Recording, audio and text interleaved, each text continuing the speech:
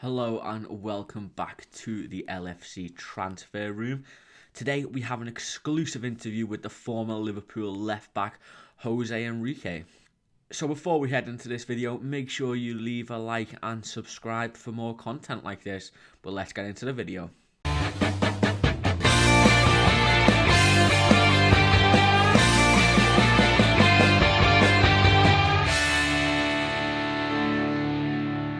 The first question we asked José Enrique was about his teammates. He's played with a lot of top players from Gerrard to Luis Suarez. So we asked him who was the best player he played with and why. Obviously, you will always say Stevie G for the experience to play with Stevie G and the legend that he is at the club. But then Luis Suarez definitely come very, very close to Stevie G. I think Luis Suarez is the best player I actually play with. But if you tell me which player I'd be more happy to play with, probably was Stevie G because it's Stevie G, and what it means for the Liverpool and obviously, I support Liverpool and I've been playing there as well, and obviously have the relationship with Stevie and see him on and off the field as well. It was incredible, but the best player I play with, and I always say this, and I still don't see any player like this in a Liverpool shirt, even if Salah is incredible at the moment, is Luis Suarez, definitely Luis.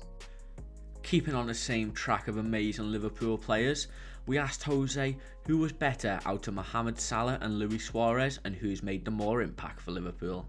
Obviously, who is the best for me, I said Luis because I play with him as well. I don't see daily Salah in trainings. I used to see Luis as well, obviously in the games. I think Luis was in a worse team, and he was sometimes, it happens to Salah as well in this team, that sometimes he is the one who carried the team. But Luis Suarez, I don't know, sometimes he will carry the team on his own, everyone. But I don't know, I didn't play with Salah, so I cannot tell you this because I'm a guy that I look as well a lot what they do in trainings and all of that but you can see Salah is safe as well, so you can see he's a very, very professional guy. So I believe it will be a 50-50 there. Definitely 50-50 because I didn't play with Salah. I go a little bit more for Suarez because I play with, and in terms of how they impact the club, imagine you're talking about the best number 9 that was there, in my opinion, in the world. That's why Barcelona signed him in that moment. And obviously, you're talking about the best player in the world right now, in my opinion, that is Mo Salah. So which kind of impact these players have that I'm sure the players feeling the same that I was feeling when I played with Luis, that when you go into the game and you see Salah in front of you or you talk to him before the game and you can see him, you say, well, today definitely we have a chance to win with this guy playing for us. You're going to score because he's going to score. So obviously it's that feeling of you already have confidence, not in a bad way, not the confidence that you go into the game, we're going to win this, not in a way that you really are very confident and say, okay, let's go for it because I know if we have a chance or two, this guy is going to put them in. That's the feeling of having these kind of players. With Liverpool still being in the transfer window, we asked Jose what Liverpool player should we sign next and is there an important position that we need? Definitely attacker. It could be anyone. I mentioned names before. I say I love Isaac from Real Sociedad, Rafinha from Leeds as well. This is the kind of players. Being honest with the way Liverpool spend, obviously 60-70 million pounds players, that is already good, but they don't go to the 100 something mark, and they did with Van Dijk a little bit more because they saw Coutinho obviously, but I understand Liverpool is not the kind of club like City or Chelsea that they will spend this kind of money in a player, but spending 60-70 million pounds in a player, I believe they can. And Isaac, Rafinha, this kind of player. More Isaac because he's more versatile and there is more a number 9. I really believe we need a number 9. But if not someone like Rafinha, we need more than the starting 11. We need to improve the squad, in my opinion, in Liverpool. And this kind of player, I say this too, like I mentioned many players in the world. Midfield, you can improve it as well because obviously Gini is left and you don't have anyone to replace him. The right back, obviously Trent could have another substitution, like maybe Tisamikas, but on the right side. There's many places to can improve. But you tell me one, definitely will be an attacker option. Going on to a side of things that we don't really see as fans, but we asked Jose who was the funniest player he's ever played with in the dressing room. Don't know. It's daily basis we are joking and laughing, but I can tell you many players that they were really funny. Maxi Rodriguez, Luis Suarez, don't know. It's just many. Lalana was funny as well. I don't know. It was many players that they were funny. There's, obviously you have more serious players. Henderson, for example, is funny, but he's more serious, more professional. It doesn't mean you are less professional because you're funny, but they're different. Obviously you have every different kind, but definitely, obviously, I talk more to the people that speak Spanish. I speak with the English as well because obviously even my wife is English as well. So imagine I speak with everyone. But Colo Touré, for example, was incredible funny. Colo Touré, Sacco as well, very funny as well. So I cannot say one, but definitely Maxi is up there. Maxi Rodriguez is up there with one of the funniest, definitely.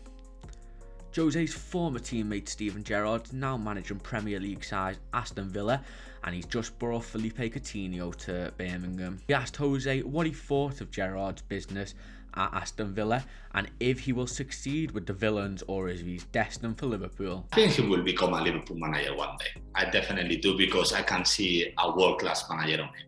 You can see in the personality, the way he approached the game, the way Rangers play, the way Villa plays. For me, he's doing a great job, and it's good because the owners at Aston Villa are trusting him. That is very difficult in the daily days with the signings, and it's good, that without him, players like Coutinho and Lucas Digne probably they didn't join this kind of club, even if it's a big club in England.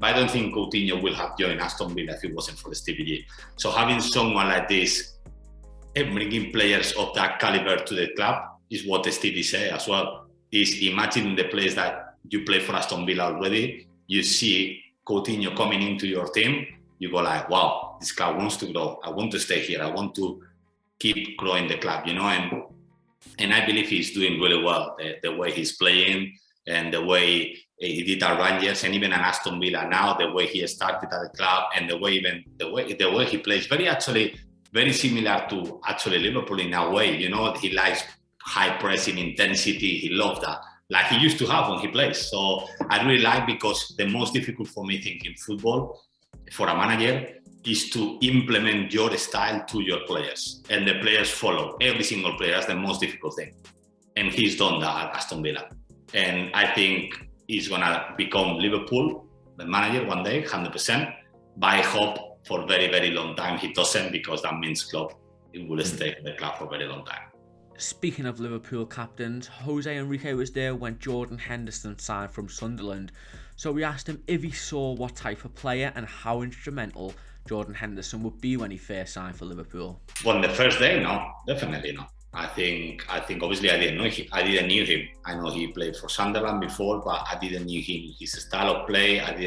When he arrived to the club, actually he was he was criticized by many Liverpool fans because I think they put a lot of pressure on him, in my opinion, because they were looking at, is the replacement of Stevie G, and Stevie G is Stevie G, and Jordan Henderson is Jordan Henderson. They are two different players, and they achieved so much in the club now, obviously, but in the time, everyone have their own name, and they have to make their own name in the history of the club. And I think he has a lot of pressure, and he managed well, and I loved it because Stevie G, he knew it as soon as he saw him. Stevie G was the first one, I believe, to spot in Hendo that he was going to become this and support him.